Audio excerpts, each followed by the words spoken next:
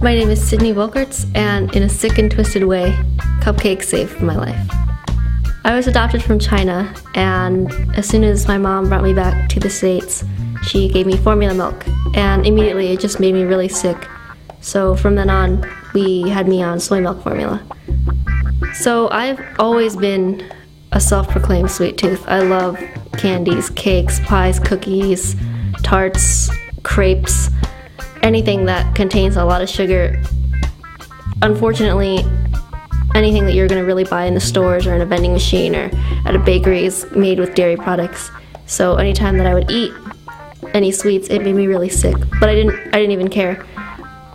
It became so bad that I would go and shoplift like cookies and small cakes from the grocery stores just to kind of feed that addiction for sugar. And one time I ended up going to the emergency room and they thought I had appendicitis and they were about to operate on me until they did a last-minute x-ray and found out that I was just really allergic to these dairy and gluten products and my body couldn't really process them. My mom and I would bake together and we'd eat cake for breakfast, and every day for school lunches I'd just take a bunch of sweets with me. There wouldn't be any sandwiches or anything. It'd just be like a sweet factory. And it was like that until I was in 7th or 8th grade, and I started thinking that I was getting fat.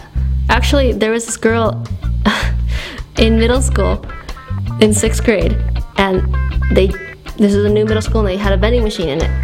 And I'm not really sure how it came up, but I think I was getting some like Reese's peanut butter cups or something out of the machine, and she just made a comment of, oh, if you eat sweets, like, you don't get fat. And I was like, well, that's not true. I mean, sweets are nothing but sugar. She's like, no, because in like candy and sweets and stuff, the sugars get broken down really easily, so it doesn't stay with you. And I didn't think much of it at the time. Like, this is just a casual conversation, but I've always remembered her saying that. I knew that my eating disorder was really bad when I weighed myself and I was 80 pounds. And even then, my mom used to force me to weigh myself in front of her because she suspected what was going on. And when she would say that I'd have to be weighed, I'd put on a bunch of extra clothes and get heavy coins and gold chains and stuff and just stuff them in my pockets, anything to make myself weigh more. So I know I probably weighed even less than 80 pounds. Originally, my intent for substituting non-dairy and non-egg products into my baking was in a stupid attempt to lose weight, which didn't work. But the first few times as I started to do these substitutions, I noticed that I felt a lot better after eating the pastries that I've always loved, always eaten. And it was because it didn't have the dairy and it didn't have the stuff that made me sick. And that opened my eyes to the fact that this is a health thing. This isn't a body image or a weight thing. This is how my body inside works.